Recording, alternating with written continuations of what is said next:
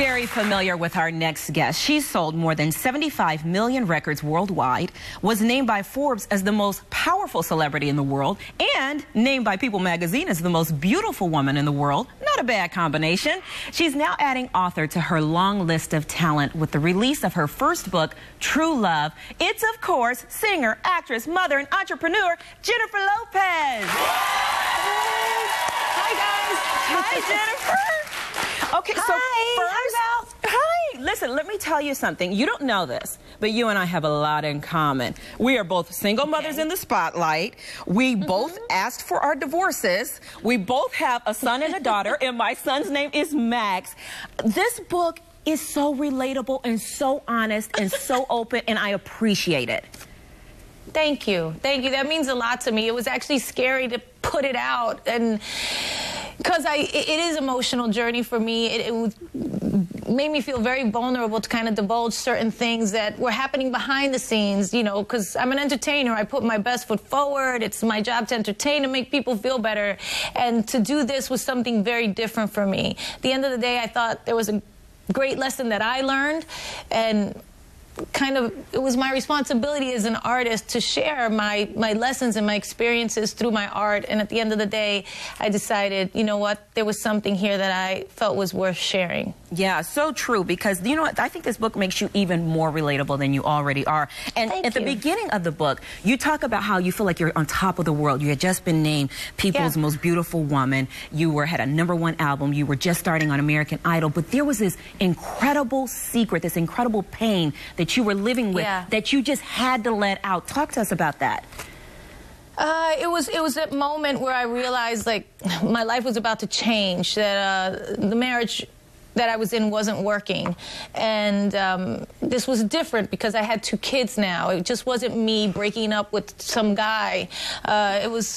It was so much more profound than that. And I had been kind of suppressing those feelings for a while, that this wasn't working, and trying so hard to make it work and doing everything that I could. And finally, the feeling surfacing, and I describe it in the book in a very kind of visceral way of what happened in that moment, and it just burst out. And I just said it, this is not going to work, you know, and my life is about to change, and my kid's life is about to change, and that was a very difficult moment for me. And how much of the fact that, you know, everybody knows about the love relationships you've had in the past and your track record for not being so lucky in love, how much did that play a factor into this, like, big blow up where you're like, oh, I can't do it anymore? I actually was kind of lucky.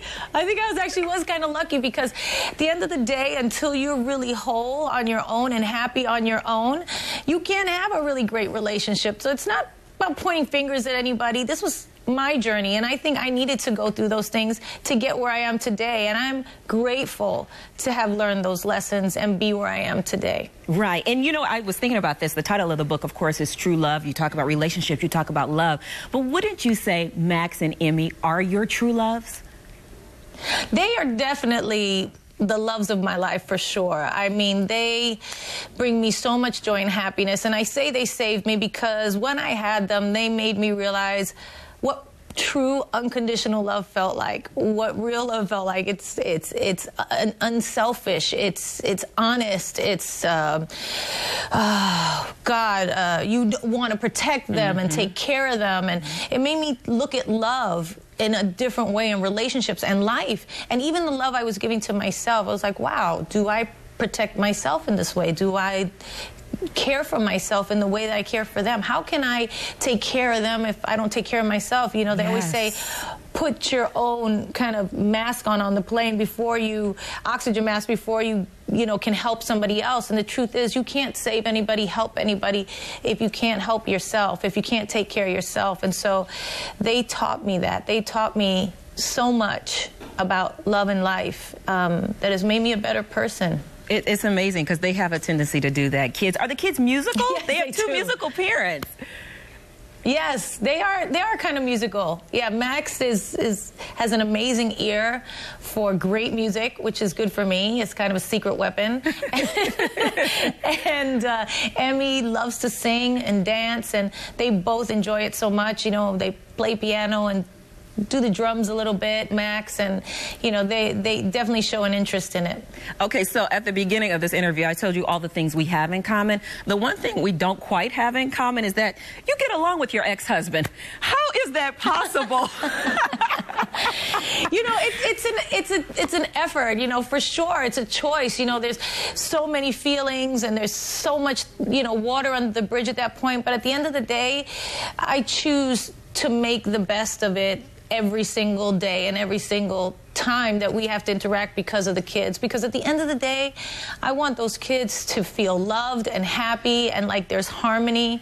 I don't want them around turmoil. I don't want them, you know, to feel negative in any way. They already have suffered enough, you know, in that they don't have their dad and their mom in the same house. Mm-hmm.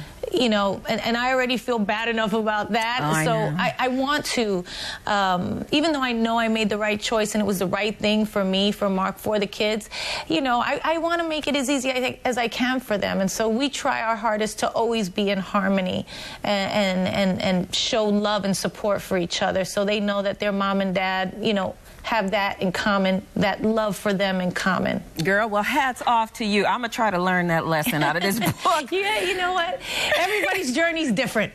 Yeah, everybody's journey is different. Okay, I have to talk about this because in the book you talk about, and this was unbelievable to me, that you had low self-esteem. How can that be? Yeah. You have it all, it seems like, to us. That's right. You know, I'm just like anybody else, any other woman. We all struggle and have our things that we deal with. It's no different for me. You know, I have my insecurities.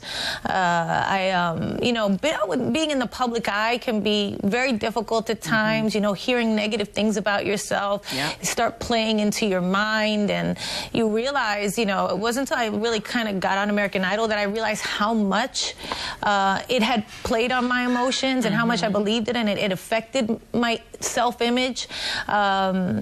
And when I got on American Idol and people just saw me, I wasn't singing, I wasn't dancing, I wasn't acting, I had no script, no song. I was just being myself. And people responded to that in such a positive way, and I really felt that love. And I go, oh, people like me. Okay, yeah, I'm afraid I'm a good person. I do, you know, I'm not bad.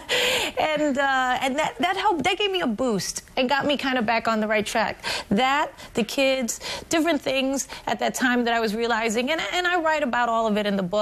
And in the end, as devastating as the time was in the book, because of the divorce, something beautiful came out of it. And all of those things helped me, for sure. Well, I tell you one thing, you don't seem too insecure in that new booty video with Iggy. Girl, let me tell you something. It wasn't an easy choice either. I'm coming in that the next time y'all do a video, I can relate to y'all. I got something back there to help y'all with that video. I just can't shake it like you. We can work on that. Well, Jennifer, thank you so much for talking to us. The book is great. I totally recommend it for anybody to read because it talks about the struggles and it talks about moving on too. So I appreciate that. Thank you so much. Come see us in Chicago.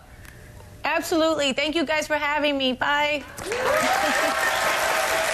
Jennifer's book, True Love, is out now. Director James Keach is live in studio talking about his new documentary about a music legend. Coming up right after this.